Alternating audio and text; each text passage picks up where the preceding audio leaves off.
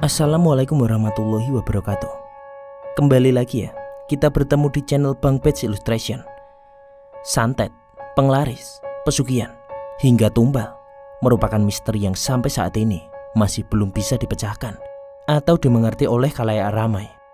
Fenomena muntah darah, perut membesar hingga sampai mati dengan cara tak wajar selalu saja menghiasi dunia perhororan. Kali ini Bang Bet mendapat sebuah cerita yang cukup memilukan sekaligus mengerikan dari seorang wanita bernama Leha. Leha ini bisa dikatakan sebagai seorang indigo yang pernah merasakan sakitnya disantet dan juga mendapat banyak gangguan. Perjalanan hidup Leha sangatlah menyedihkan, namun ia bisa dengan kuat dan tegar melewati semua ini.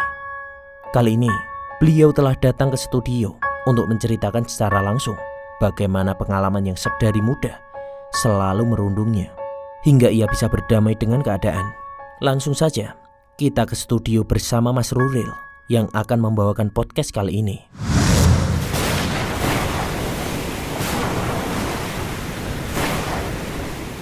Selamat datang di channel Bang Pets Illustration. Kali ini kita ada di segmen podcast bayangan bersama saya dengan Mas Ruril dan tamu kita Mbak Leha.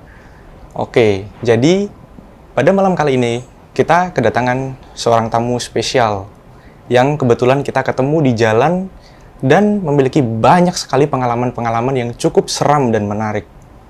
Nah, kira-kira nih, dari Mbak Leha sendiri, ada gak pengalaman yang paling serem yang bikin Mbak Leha itu terbayang-bayang hingga hari ini?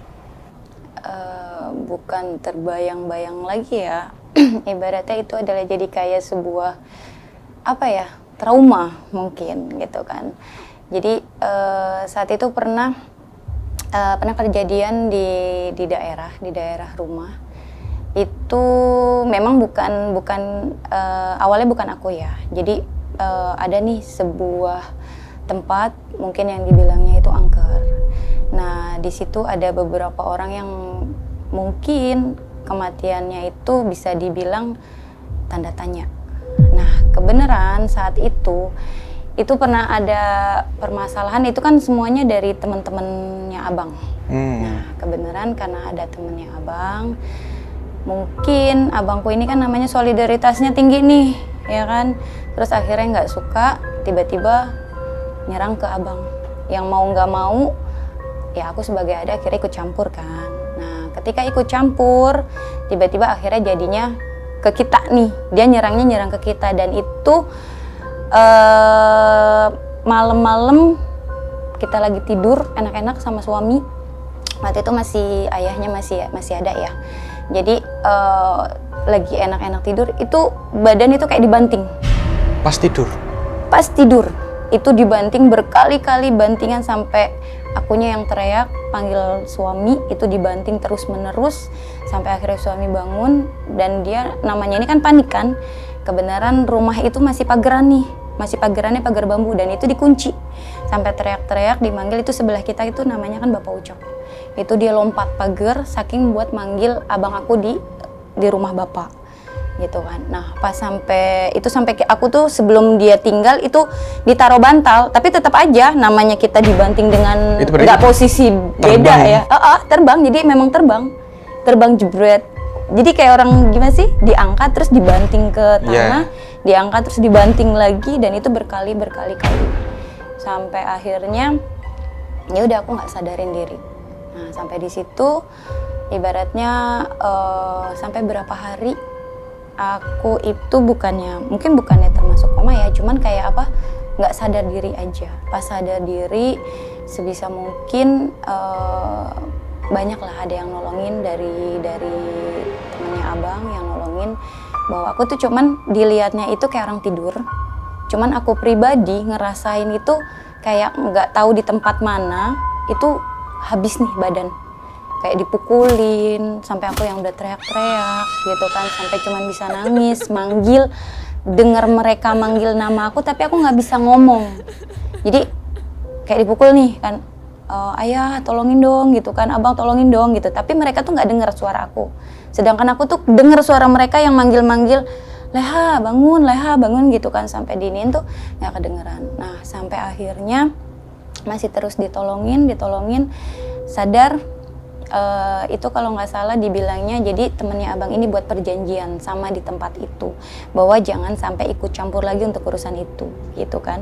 Dan itu memang kalau dibilang kelihatannya sih nggak angker, cuman ternyata itu udah kayak apa ya, kalau dalam dunia hal yang kita nggak lihat itu jadi kayak sebuah pemukiman. Jadi kalau dibilang kayak manusia ada RT ada RW-nya gitu kan, jadi tuh penuh dan padat dan mereka tuh nggak mau diganggu gugat gitu. Tapi memang permasalahannya kan sebenarnya bukan aku ya, cuman karena kita nolong abang gitu kan, mau nggak mau ya udahlah, adiknya turun tangan nih, ibaratnya so berani lah gitu kan, so ngebantuin abangnya gitu loh. Tapi akhirnya ternyata mereka ini kan lebih kuat dari kita gitu kan. Aku ibaratnya belum bisa apa-apalah gitu.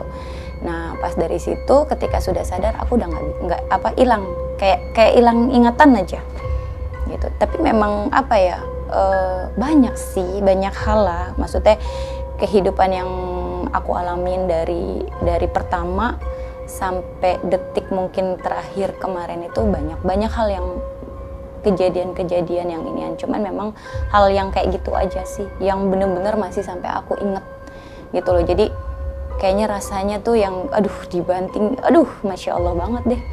Itu pas sudah selesai itu badan rasanya udah kayak remuk, udah nggak bisa ngapa-ngapain. Dibawa ke rumah sakit nggak ada apa-apa. Dan setiap kejadian apapun yang aku alamin, setiap dibawa ke rumah sakit itu nggak ada apa-apa.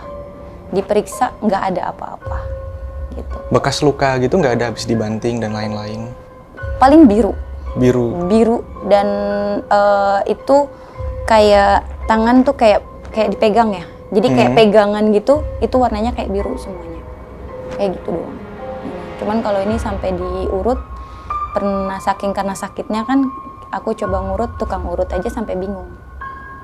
Ini kamu habis ngapain katanya, karena kita nggak cerita kan. Ya, jadi masih banyak hal yang harus kita tutupin lah sama orang. Jadi ditanya ini habis ngapain, kok badan bisa sampai kayak urat-uratnya tuh udah kayak kamu kerja keras yang kayak gimana, itu udah nggak benar, udah nggak inian. Dan alhamdulillahnya maksudnya tulangnya yang nggak patah gitu doang. Cuman ya ada sedikit jadinya efek ya kan kadang, jadi kita nggak bisa terlalu yang harus bawa barang berat terlalu berat gitu loh, karena kan pasti otomatis sininya bakalan sakit, efeknya pasti tetap akan ada. Dari cerita yang tadi Mbak ceritakan itu, berarti ini emang punya basic untuk hal-hal seperti itu. Awal mula ceritanya itu emang udah bawaan dari lahir atau cari ilmu apa gimana? Enggak, jadi awal mulanya dulu kan masih SMP ya, masih SMP itu suka aja, terus ngeliat tiba-tiba tuh punya niatan, nggak tahu pokoknya punya niatan gini, kayaknya enak ya kali ya kalau misalkan kita bisa lihat yang orang lain tuh nggak lihat gitu loh. Jadi kayaknya kayak serasa ada sedikit lah ya sombong sama hebatnya nih gitu kan saat itu. Cuman namanya masih kecil gitu kan, nah tiba-tiba tuh nggak sengaja aku punya buku, aku nggak tahu nih bukunya apa, intinya punya buku, itu bukunya itu bacaannya Asmaul Husna, semuanya Asmaul Husna. Aku pikir it's fine gitu, nggak apa-apa nih gitu kan, ibaratnya aku buka ke bed, nah terus ada tuh di situ bacaan Asmaul Husna, aku agak lupa. Jadi itu bacaannya itu yang maksudnya tentang kalau kita pengen bisa ngelihat sesuatu bacanya seperti ini. Nah aku ikutin itu, jadi ikutin jikirannya apa dan sampai berapa banyak, ikutin sesuai dengan buku itu, petunjuk itu tuh sampai puasa. Dan aku sampai puasa muti, dan itu harus dilakukan selama 40 hari berturut-turut. Aku pikir sanggup, masa nggak sanggup lah pikir gitu. Tapi ternyata mungkin karena aku nggak tahu, ini mungkin entah buat laki atau buat perempuan ya, karena ternyata itu nggak boleh ada halangannya. Jadi karena perempuan ada halangannya, aku harus ulang lagi. Aku ulang lagi sampai 3 kali ulangan. Aku pikir lelah lah, capek lah ngerjain kayak gini. Toh nggak ada buktinya gitu kan. Sampai yang udah aku lakuin udah puasa muti, terus jikirannya juga. Aku pikir kayak nggak ada manfaatnya lah. Maksudnya nggak ada hasilnya yang aku dapat dari zikiran itu, kayaknya nggak ada. Ya udah, jadi berjalan dengan biasa sampai di mana ternyata di waktu SMA kelas 2 itu baru berasa. Jadi waktu itu kejadiannya itu pas saat-saat itu kan masih ikut-ikut kayak pengajian terus pas lagi ngaji yasinan malam Jumat itu tiba-tiba tangan aku kayak gerak sendiri. Jadi kayak mau geraknya ke sini terus aku udah giniin gerak ke sini sampai aku kalau nggak salah ngomong sama sebelah, ini kenapa ya tangannya, kenapa sih gini, sampai dia ngelihat kalau misalkan iya sampai dipegangin sama dia tapi tetap maunya ke sini juga, dipegang lagi sama temanku begini juga lagi, sampai akhirnya ya udahlah aku coba minta izin ke kamar mandi kan. Pas izin ke kamar mandi tiba-tiba sebenarnya udah rasa takut kan, cuman mencoba untuk perasaan takutnya ini coba ditahan dulu gitu kan. Sampai akhirnya tangan aku tuh gerak sendiri terus nulis, maaf ini sebenarnya siapa ya, aku lagi yasinan kok ganggu-ganggu gitu kan. Terus dia nulis dengan bahasa, dia menyebut dirinya itu opung. Aku nggak paham nih opung itu apa, tapi terus ketika aku tanya opung itu Batak deh gitu kan.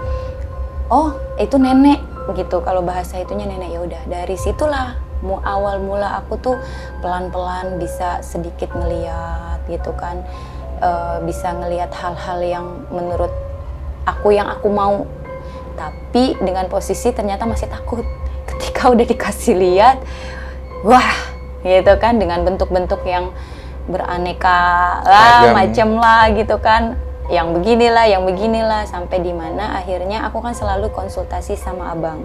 Kebenaran abangku ternyata sudah belajar duluan tentang itu gitu. Jadi aku selalu konsultasi sama dia, konsultasi sama teman-teman abang, dan bersyukurnya ruang lingkup aku mungkin saat itu adalah orang-orang yang notabene mungkin punya sedikit kelebihan. Jadi ketika kita ada masalah atau apapun kayak gini, itu aku selalu dikasih tahu, dan permasalahannya itu begini loh begini cara ngadepin ke mereka gini, kamu harus bisa takutnya tuh harus bisa dihilangkan gitu loh. Jadi mau bagaimanapun mereka itu masih di bawah kita itu masih di atas mereka, dan kamu nggak perlu takut, paling cuman rupa-rupa mereka dong. Walaupun sebenarnya kan tetap aja ya, yang namanya manusia kan, kita ibarat katanya sejelek-jeleknya manusia masih tetap enak dilihat, sedangkan mereka kan Masya Allah Rabbi lah ibaratnya kan, aduh ya kayak gitu, masih ada takutnya, sampai di mana titik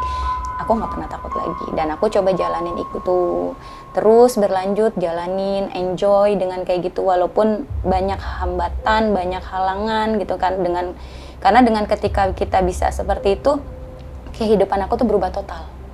Kenapa berubah total? Jadi bener-bener kayak aku mau makan ke suatu tempat itu kayak jadi harus pilih-pilih. Iya.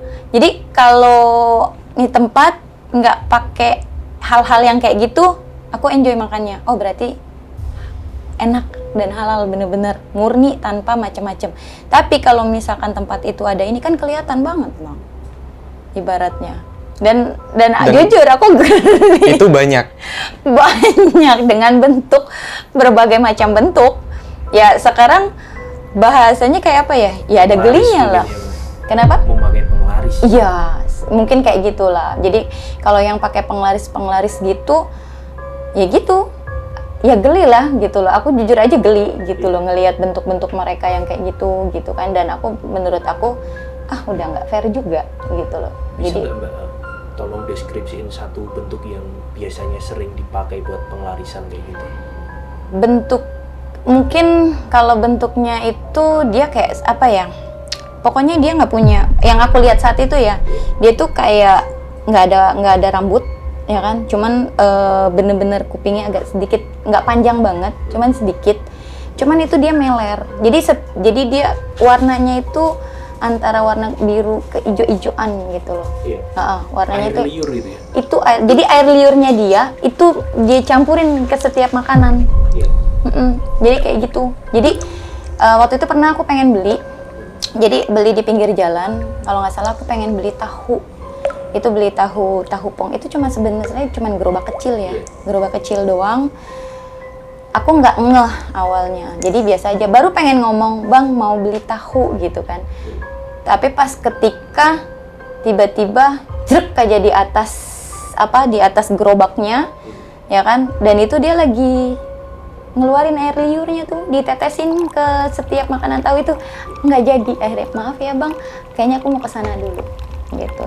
Jadi aku nggak banyak ngomong dan aku nggak ngomong apa-apa, itu bener-bener aku keep semua. Jadi apapun yang aku lihat, terus mau aku beli makanan apa gimana juga, itu aku keep gitu loh. Jadi biarkanlah buat aku, diriku sendiri, nggak aku omongin juga ke yang lain ataupun sama temen juga aku nggak omongin, karena kan satu menurut aku nggak etis juga lah, nggak perlu juga harus diceritakan gitu kan, ibaratnya kayak gitu. Sejelas Jadi itu ya Baleha bisa melihat itu ya. sejelas itu. Sejelas itu. Mungkin kalau sekarang karena ada banyak hal yang memang harus aku lebih ke keepin ya. Jadi untuk aku sudah nggak mau main-main kayak gini lagi, karena sudah banyak hal yang menurut aku itu sudah apa ya, aku harus pikirin ke depan gitu loh. Jadi setidak-tidaknya udahlah aku selesaikan aja. Tapi kalau dulu itu bener-bener sejelas itu, sampai aku juga berinteraksi sama mereka. Terkadang kalau lagi suntuk ya udah ngobrol aja sama mereka. Jadi kalau jadi kadang aku suka ajak ngobrol, karena menurut aku lebih enak curhat kali ya sama mereka gitu loh, karena kan nggak akan ada lagi ngomong sama yang lain. Jadi cerita kita apapun itu ya cukup mereka jadi yang tahu, dan menurut aku mereka nggak bakalan nih ngomong nih sama yang lain gitu. Jadi terkadang aku berinteraksi sama mereka, jadi kita saling kayak aku bertanya gimana gitu kan, terus kenapa sih gitu kan. Terkadang ada penampakan yang menurut aku, kenapa sih gitu kan, kok kamu kayak gini, kok di lehernya kayak gini gitu kan. Dan dia menjelaskan tentang kehidupannya, kenapa dia sampai seperti itu gitu. Paling cuman yang dibilang apa ya,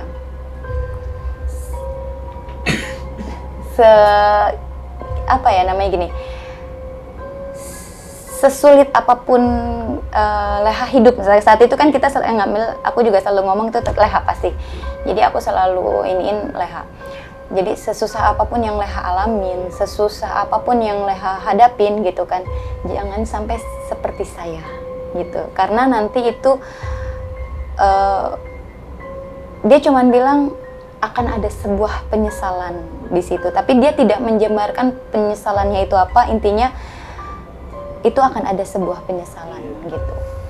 Jadi cuman paling ngomong kayak gitu doang, dengan nangisnya apa gimananya.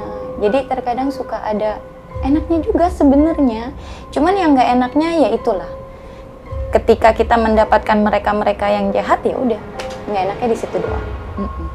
Dan apa ya,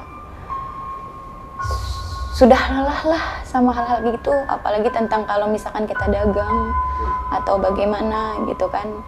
Dan itu yang memang aku alamin sampai mungkin dibilang detik ini, dan terakhir kemarin itu ibaratnya selesai suami. Jadi aku pikir cukuplah perjalanan hidup aku tentang hal-hal kayak gini itu udah aku buang aja.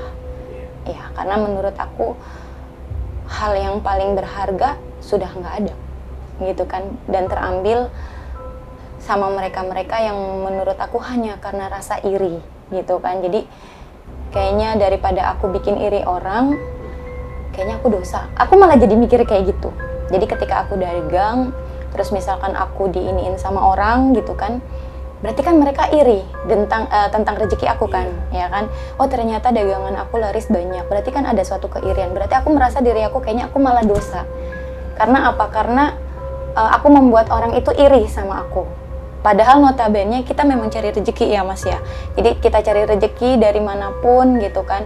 Dan kita nggak pernah punya pikiran macam-macam. Yang kita cari lillahi ta'ala rezeki. Ternyata ketika kita cari rezeki, kita malah bikin orang iri.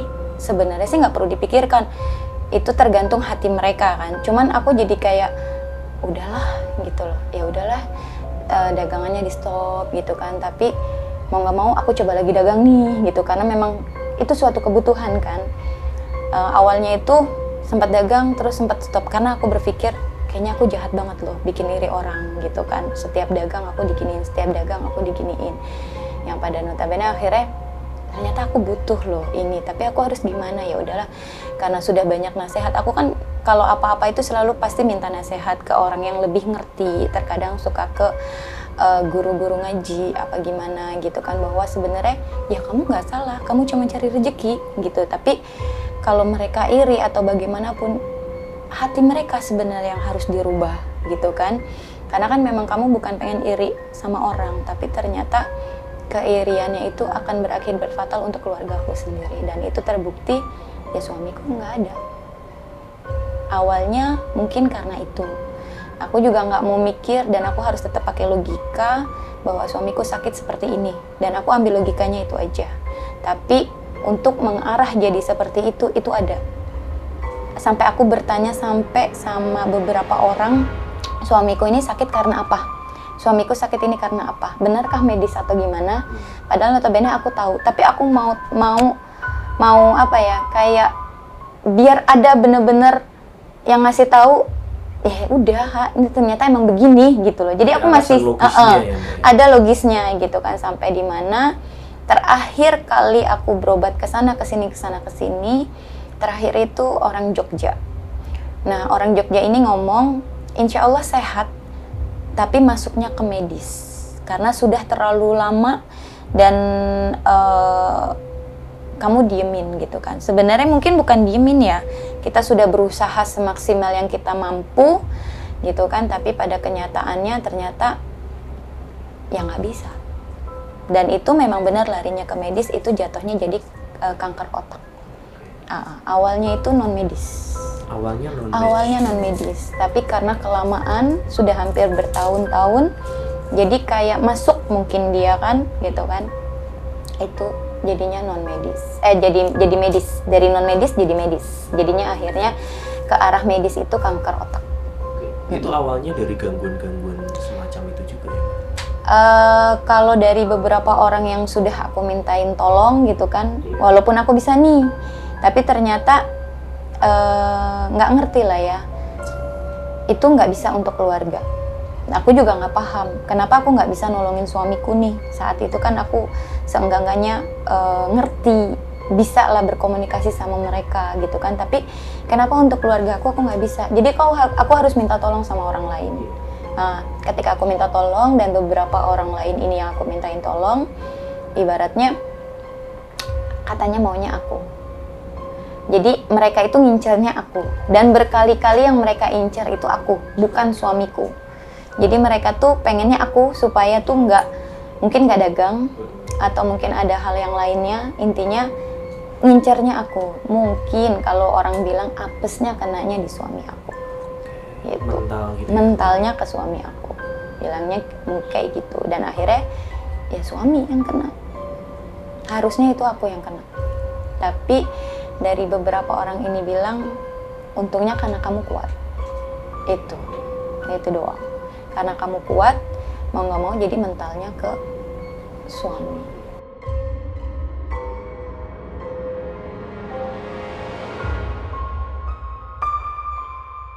Pertama kali itu tiba-tiba suami nggak bisa lihat. Itu aku lagi jalan arah di Parung, mau ke rumah kakak ya. Itu di Parung di jalanan, tiba-tiba suami cuman bilang gini, Bun gelap. Bun gelap. Hah? Yang bener? Iya. Jadi awalnya tiba-tiba kita kayak kejungkleng gitu loh. Jadi kan kita lagi naik motor nih. Itu kayak ada gundakan, tapi itu nggak ada gundakan. Gitu loh. Nggak ada gundakan kayak apa sih? Polisi tidur nggak ada, karena memang tuh jalan raya. Di jalan raya, bener-bener jalan raya, itu mau arah ke Parung, ke rumah kakak, kita mau main. Tiba-tiba matanya digelap, sampai akhirnya tiba-tiba motor tiba-tiba mati sendiri. Udah kita pinggirin dulu, kita cari Indomaret, karena ngajak anak-anak kan istirahat dulu lah, sampai tuh ngebenerin motornya gitu kan. Ini gimana nih, mau terus apa enggak? Ya udah terus aja gitu kan. Ya udah akhirnya terus, tapi dengan posisi dia udah mulai matanya ini lingkupnya itu udah kecil. Jadi kata dia sebelah kesini itu udah nggak terlihat. Jadi cuman lihatnya itu cuman ujung lurus aja. Dari situ terus sampai pulang seperti itu, sampai di akhirnya itu terakhir kali dia naik motor dan terakhir kali itu dia ngelihat Setelah itu sama sekali nggak bisa lihat sama sekali. Itu ibaratnya. Terus setelah itu pengobatan yang dilakukan nyoba ke dokter atau? Iya. Ke dokter? Pertama kali aku coba ke dokter mata. Pas abis di dokter bilangnya itu kan sampai berapa kali dikasih tetes obat. Sampai dia bilang, kayaknya udah deh Bun, capek gitu kan. Enggak, janganlah, kita harus berobat. Aku ke medis dulu. Memang segala sesuatu itu aku coba untuk ke medis dulu. Sampai akhirnya dokter kita dirujuk untuk ngeliat ini sebenarnya apa, karena dokter itu sempat juga bingung gitu loh. Ini apa ya, masuk katarak enggak, masuk inian enggak gitu kan. Jadi sampai aku bilang, terus gimana dong dok gitu. Ya udah kita iniin deh arahin ke rumah sakit. Saat itu rumah sakit Cipto. Nah, yang kesalahan aku adalah dengerin suami. Karena suami bilang, udah nggak usah. Aku sudah capek sama lelah. Nanti insya Allah sembuh, kata dia. Cobalah berobatnya ke yang non medis. Akhirnya aku coba berobat ke yang non medis. Itu terus berlanjut sampai akhirnya benar-benar dia buta total. Gitu loh. Jadi benar-benar kesalahan aku satu juga di situ gitu loh. Jadi yang seharusnya aku coba untuk lebih keras lagi sama suami kan buat kesembuhannya dia, sampai akhirnya di titik, tapi di titik tuh kayak udahlah Bun lah gitu loh, udahlah Bun, sampai dimana dia sempat anfal, baru kita bawa ke rumah sakit, baru di situ dibilangnya itu kanker otak kayak gitu. Tapi selama menjalani sakit itu banyak berbagai hal. Yang paling aku ingat itu ketika aku mau ngobatin dia tuh, aku panggil beberapa gurunya anak-anak waktu itu, aku mintain tolong gitu kan. Sebelum gurunya ini datang, kita tiba-tiba tuh kayak didatengin itu, kalajengking. Dan gurunya itu ngelihat. Sampai aku bilang, Pak Ustadz, sebelum Pak Ustadz datang, udah saya udah lihat. Dicari itu nggak ada. Sampai dicari itu nggak ada. Nah, udah dari situ kita selalu didatengin sama kayak gitu-gitu. Jadi entah kalajengking lah, entah kayak apa yang kaki 1000 itu kan, kayak gitu. Itu udah sering banget di rumah. Itu selalu di rumah. Dan aku pernah nemuin kayak kelabang berarti ya Kak, yang banyak itu kan kelabang itu. Sempat waktu itu kan karena kaget, itu benar-benar gede. Itu aku matiin pakai sendal. Terus tiba-tiba aku nggak tahu pengen foto. Aku foto, tiba-tiba di dalam fotonya itu ada asap keluar. Aku kirim fotonya itu ke abang gitu kan. Aturan jangan dimatiin gitu. Habis dari matiin itu, akunya langsung tepar sakit. Udah, langsung sakit, langsung kayak kerasukan atau gimana, kayak gitu. Panggil lah, akhirnya dimintain tolong lagi temennya abang buat manggil. Jadi untuk hal-hal yang kayak gitu tuh kayaknya capek ya jadinya. Jadi kayak hidup aku tuh kayak nggak bisa enak, nggak bisa tenang. Yang niatnya tadinya awal dulu SMP pikir cuman buat pengen ngeliat-ngeliat gitu kan. Terus tiba-tiba kok malah jadi kayak gini gitu. Walaupun sebenarnya katanya sih sebenarnya buat baca-baca kayak gitu tuh sebenarnya hanya sebagai pembuka, karena memang dibilangnya aku ini ada turunan gitu dari keluarganya ibu. Jadi dari ibu aku itu ada keturunannya. Jadi itu sebenarnya hanya sebagai pembuka aja. Itu doang sih itunya. Selama memulai pengalaman bisa melihat mereka yang dalam tanda kutip, kira-kira ada gak dari mereka-mereka ini yang mungkin usil kah atau bagaimana atau mulai mengganggu? Karena biasanya kan mereka itu bisa tahu nih kalau manusia itu bisa melihat mereka. Iya. Nah itu gimana Kak? Ada. Pengalaman yang paling membekas? Paling yang lucu waktu itu aku dulu sempat jaga counter kan. Dan kebenaran itu maghrib aku belum pulang. Jadi pas maghrib itu kalau orang dulu tuh kadang benar, jangan maghrib di jalan gitu kan. Dan ternyata kan emang ini. Jadi aku masih jaga, aku masih gini aja gitu kan. Masih nantilah tunggu gitu kan, abis selesai maghriban deh gitu. Jadi itu meja masih dibuka. Tiba-tiba lewat nih, ya kan? Aku pura-pura nggak ngelihat. Itu makhluknya apaan? Dia itu kayak biasa aja sih sebenarnya. Jadi kayak model laki-laki gitu, biasa cuma dia kurus banget. Tapi matanya gede-gede. Maksudnya matanya gede gitu kan. Jadi mukanya agak tirus gitu kan. Cuman badannya kurus, bener-bener kurus banget. Tiba-tiba aku udah lihat, tapi aku pura-pura nggak ngelihat. Aku pikir kali aja nih orang nggak tahu nih gitu kan. Maksudnya orang ini maksudnya itunya gitu kan. Jadi aku biasa aja. Aku ngelihatnya kemana, mataku udah kemana, dia kemana. Tiba-tiba dia berhenti di depan, ngeliatin aku mulu. Aku pura-pura lagi, sampai akhirnya dideketin ke muka. Jadi muka dia sama muka aku itu deket, bener-bener deket. Dan itu bener-bener yang pengen ketawa, tapi aku tahan karena aku pengen biar dia tuh nggak tahu kalau aku lihat. Ternyata dia tetap tahu. Jadi dia tetap tahu, nggak usah pura-pura nggak ngeliat gitu loh. Gue tahu kok lo lihat, tapi aku biasa aja. Jadi pura-pura nggak dengerin. Padahal dia tuh udah ngomong jangan pura-pura nggak ngeliat, kata dia. Padahal kamu tuh udah ngeliat aku, kata dia gitu kan. Aku diem aja. Cuman pengen ketawa, kadang suka pengen giniin, dor gitu loh. Jadi pengen ngagetin sekalian gitu kan. Jadi kayak ya gue lihat nih dor gitu loh, pengen aku kagetin kayak gitu. Cuman ya udahlah aku diem aja sampai aku tahan ketawa, bener-bener sampai tahan ketawa. Sampai dia tuh yang udah jalan dia balik lagi gitu kan. Akunya malah jadi madep ke sana gitu. Ternyata oh mereka tahu loh gitu. Kalau kita tuh bisa ngelihat mereka gitu ibaratnya. Jadi mereka tahu. Kalau pengalaman yang paling seremnya kayak gimana?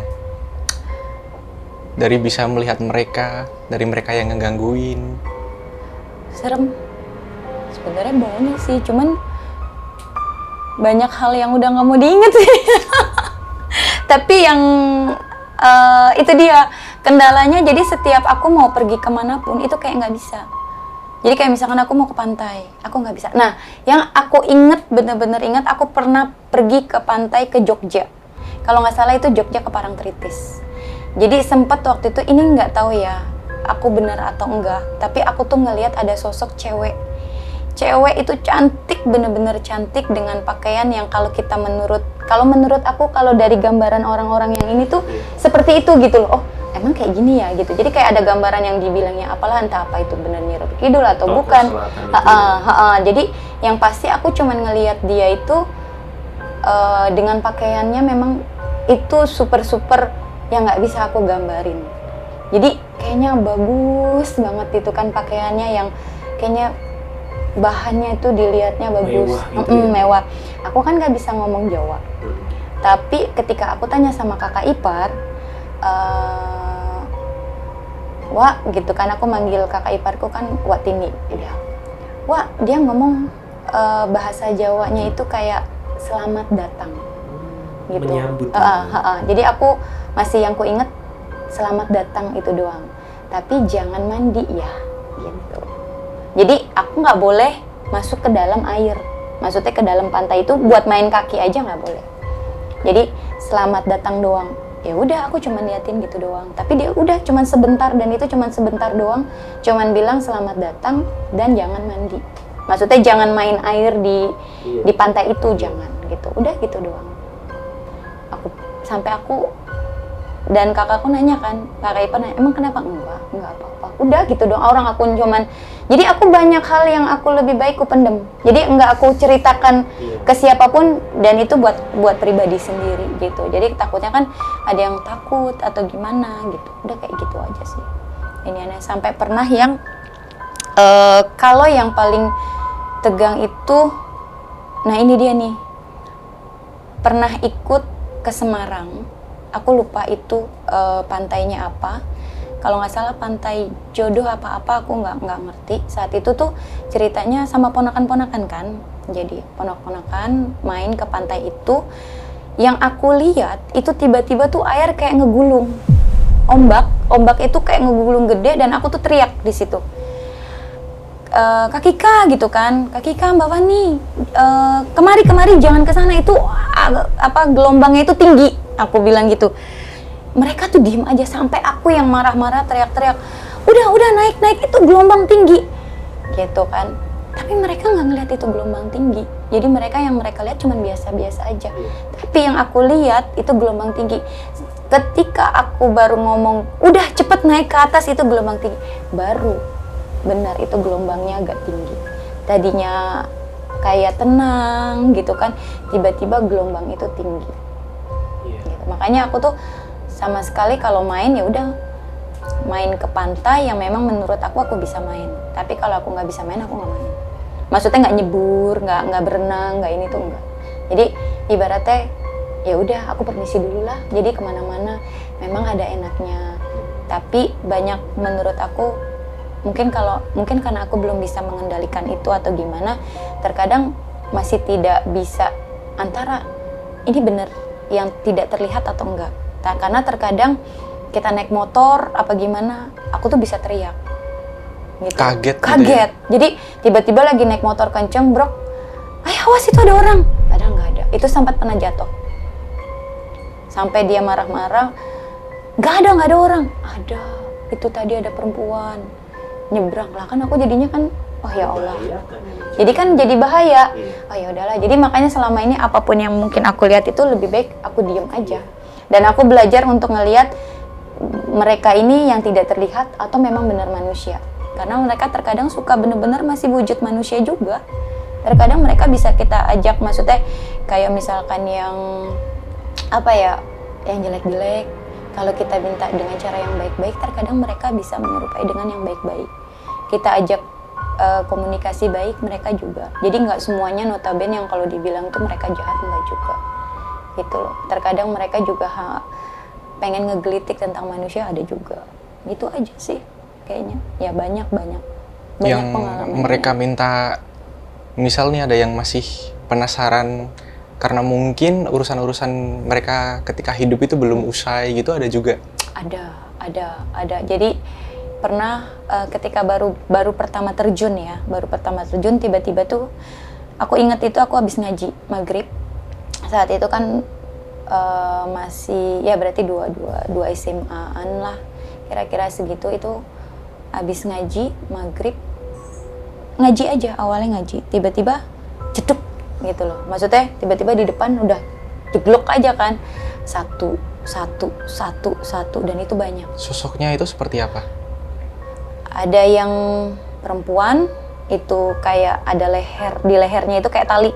Nah ya kan, aku nggak mikir tuh macam-macam awalnya. Jadi pokoknya ada perempuan masih lehernya tuh masih ada talinya tali. Keikat gitu ya? Iya, talinya tuh keikat. Terus ada yang laki-laki yang ya maaf gitu ya, maksudnya kayak mukanya tuh yang hancur sebelah, yang tangannya nggak ada, yang entar otaknya kayak gimana gitu kan. Jadi rupa-rupa yang masih kayak gitu kan. Dan itu aku bener-bener yang masih takut, masih gemeteran, masih inian, sampai aku tuh yang teriak gitu kan. Terus sampai abang waktu itu masih ada di rumah, dia dateng, kenapa? Aku ceritain, udah merem mata dulu, kamu bismillah. Kamu kalau mereka emang pengen berinteraksi, berarti kamu bilang berinteraksilah yang baik-baik gitu loh. Dan bikin mereka itu, pasti mereka diajak bicara itu bisa. Jadi mintalah mereka untuk ketika mendatangi kamu itu dengan yang tampak yang baik-baik gitu loh. Dan alhamdulillah ternyata iya bisa. Jadi jangan kayak gini dong, yang bagus gitu kan, yang cantik. Jadi aku juga nggak kaget, nggak inian. Nah disitulah jadi kita tuh kayak semacam mereka tuh ada yang kayak minta tolong gitu kan, tolongin aku dong gitu kan. Aku kayak apa ya, minta didoain gitu kan. Terus aku yang maaf entah ini kayak gimana, jadi kayak ada dia tuh dibunuh gitu kan. Sempet saat itu memang aku nggak mau karena kan takut. Iya. Nanti takutnya disangkanya gimana. Terlalu beresiko juga. Terlalu beresiko buat aku kan. Jadi aku harus pikirkan itu. Karena belum semua orang notabene itu benar-benar kan percaya hal-hal yang kayak gitu kan. Jadi saat itu benar-benar aku yang bilang, maaf ya kalau untuk sekedar yang aku doain, insya Allah saat ini juga aku mendoakan. Gitu. Jadi aku bacain doa aja gitu. Tapi kalau untuk hal-hal yang menurut aku itu di luar dari area aku, nggak bisa. Jadi aku sampai minta maaf sama mereka gitu kan. Jadi tolonglah, aku pengen orang tua aku tahu nih aku ada di sini gitu kan. Aku ada nih, enggak, aku sama sekali nggak mau. Itu nggak mau sama sekali. Karena buat aku terlalu beresiko, terlalu apa ya, itu nanti bakalan jatuhnya ke aku yang bakalan ditanyanya yang macem-macem kan. Ibaratnya kita nggak kenal, kita nggak ngerti apa-apa gitu kan. Nanti banyak pertanyaan gitu kan. Jadi enggak, terima kasih. Tapi kalau hanya minta doa, insya Allah aku bakalan bantu untuk doa gitu. Sampai akhirnya aku nelisik perempuan yang pakai ini nih, pakai apa di lehernya ada tali. Sampai aku tanya, kenapa itu lehernya gitu dong. Terus dia cuman jawab, ini adalah sebuah penyesalan gitu. Jadi ketika dia maksudnya masih hidup, kata dia, dia nih pergaulannya bebas gitu kan, pergaulan bebas sampai ya maaf mungkin hamil gitu kan, dan ternyata yang lakinya tidak bertanggung jawab, akhirnya dia memutuskan untuk melakukan itu. Iya. Nah disitulah akhirnya dikasih tahu bahwa apapun permasalahan yang kita lakukan, dia cuma nasihatin aku seperti itu, apapun permasalahan yang kamu lakukan, sebisa mungkin kamu serahkan sama Tuhan gitu. Dia nggak ngomong kayak gimana enggak, dia cuma ngomong permasalahan apapun itu intinya tetap ada solusi dan kamu harus serahkan sama Tuhan gitu. Ya udah, aku berpikir kenapa? Oh ya udah, aku harus belajar berarti kan. Dan terkadang aku belajar juga dari mereka ini tuh adalah sedikit pelajaran-pelajaran yang menurut aku itu tidak semuanya loh gitu loh, bahwa mereka dengan penampakan yang menurut aku buruk, mereka adalah buruk, enggak. Tapi terkadang ada yang penampakannya misalkan baik gitu ya, misalkan maaf kayak dia pakai jubah dengan yang bagus kayak gimana, ternyata mereka malah pengen nyakitin. Itu aku pernah terima kayak gitu.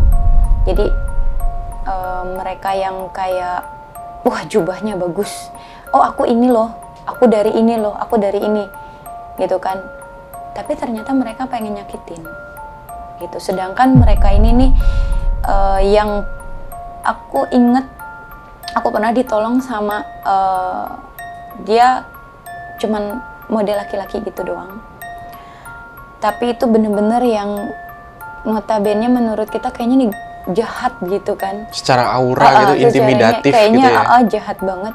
Ternyata dialah yang nolongin aku keluar dari setiap permasalahan, kayak misalkan aku diniin orang, aku dininiin, itu selalu kadang suka hati-hati ya gitu loh, jangan kayak gini ya gitu, atau jangan nanti lewat kesini ya gitu. Dia malah yang kadang suka ngasih tahu gitu. Sebenarnya ada sisi positifnya, tapi tetap pasti kan ada sisi negatifnya kan. Ya udah, itu aja sih gitu. Yang sekarang itu akhirnya buat aku hilangkan itu semua. Aku coba hilangkan itu, tapi pada kenyataannya tetap susah untuk menghilangkan itu, susah. Dari pengalaman-pengalaman yang cukup banyak yang tadi udah saya dengar itu, kira-kira ada gak misal lagi diganggu dengan orang nih, ada yang gak suka, terus mbaknya itu kayak mencoba untuk mengatasi itu sendiri gitu? Iya, jadi sebenarnya sudah yang aku rasain gitu kan, dari setiap orang yang gak suka, dari setiap orang yang mencoba untuk nyakitin gitu ya, sebenarnya aku pengen ngerasain rasa sakitnya itu kayak apa. Jadi ada juga yang udah kasih tahu, itu sebenarnya itu loh gitu loh, nggak apa-apa, aku tahu kok, aku gituin. Tapi aku pengen tahu rasa sakit yang diberikan sama dia itu bagaimana. Dan aku cuman mikir, oh rasa sakitnya kayak gini ya. Sampai aku cuman nangis, ya Allah, kuat aja deh, ya Allah aku kuat aja. Karena ketika aku nanti mencoba untuk membalas, rasa sakitnya kayak gini, kamu kuat nggak? Gitu doang. Ketika kamu ngasih aku kayak gini nih rasa sakitnya, sampai aku pernah maaf ya, itu perut aku gendut, jadi kayak orang hamil. Dan itu terus berulang seperti itu. Alhamdulillah Allah kasih kesembuhan. Aku saat itu ketemu sama Rukiah nih. Nah, ketika ketemu sama Rukiah, jadi sebenarnya banyak hal dulu nih. Ketika aku sering diganggu, banyak hal sudah datang ke sini, mencoba minta pengobatan dari ini, sampai di mana titik aku akhirnya kenal Rukiah. Gitu kan. Nah, akhirnya Pak Haji inilah yang ngebantu aku untuk menghilangkan semuanya, dan alhamdulillah memang aku alhamdulillah sembuh. Tapi itu kalau udah datang saat itu yang notabene bener-bener itu parah, sampai hampir aku unfollow. Jadi sempet udah kayaknya aku tuh sadar sebenarnya, cuman orang tuh udah suruh nyebut atau di kuping ini udah yang Orang suruh mikirnya baca. udah yang enggak gitu udah lah ya. enggak mungkin dipikir ya udahlah ini akhirnya Leha, karena memang aku ngerasa di sini sampai udah di tenggorokan banget.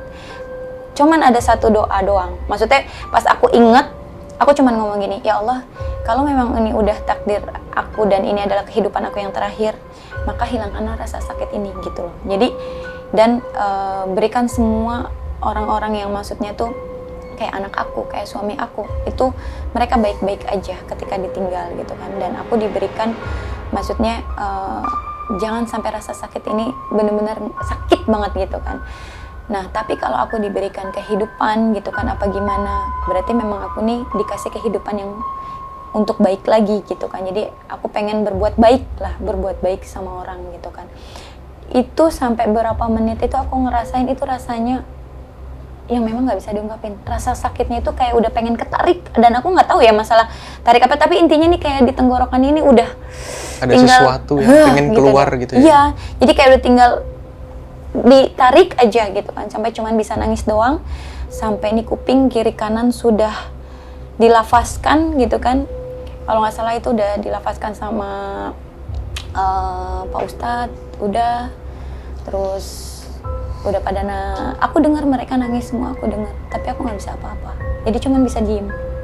Jadi memang badan nggak bergerak, jadi cuman kayak mata pun nggak bisa berkedip, jadi cuman udah diem, nggak bisa untuk melek aja juga udah nggak bisa. Padahal tapi aku masih dengar mereka tuh tangisan anak-anak gitu kan, tangisan sepupu-sepupu aku gitu, karena kan posisinya sebenarnya pas lagi mau main, tiba-tiba aku langsung brek jatuh, nggak bisa nafas, perutnya udah langsung gelembung gede gitu kan, udah kayak gitu. Itu rasa sakitnya yang ini. Tapi memang aku nggak pernah mau membalas mereka, siapapun yang mereka gitu, aku nggak pernah mau membalas, karena rasa sakitnya ini sakit loh. Kalau kamu mau tahu, ini sakit banget gitu. Kalau lagi datang sakitnya ya sakit, kalau datang lagi nggak bisa nafasnya kita nggak bisa nafas, atau badan kita tiba-tiba panas kayak gimana, itu panas udah kayak dibakar api, itu rasanya seperti itu gitu loh. Kayaknya kalau aku membalikan ini semua, atau aku minta sama Allah untuk balikan, atau aku cari orang untuk membalikan ini semua, aku merasa kamu sanggup atau tidak rasa sakit ini gitu. Jadi aku lebih baik aku diam dan aku terima itu semua. Sampai menurut aku Allah yang membalas semua apapun perbuatannya, dan ternyata Allah balas itu. Karena ada satu orang itu benar-benar dia merasakan rasa sakit itu, dan itu tidak perlu aku balas. Itu kalau boleh diceritain kira-kira kayak gimana? Apanya? Yang orang tersebut rasain kejadiannya, mungkin kakak tahu gitu. Jadi ketika aku perutnya buncit, karena memang posisinya juga jauh nih, jadi aku cuman dengar dari orang nih yang ngasih tahu gitu kan, bahwa inian kamu tuh udah nggak ada loh. Ya udah, aku cuman bilang kalau misalkan memang beneran dia. Oke. Setelah itu terus apa yang terjadi? Anakku aku banting bener-bener, karena posisinya itu aku tuh udah nggak sadar diri. Jadi aku udah yang teriak-teriak. Mungkin banyak ya yang ikut itu banyak, cuman akunya orangnya yang nggak mau untuk diikutin kayak gitu-gitu, paling nggak mau.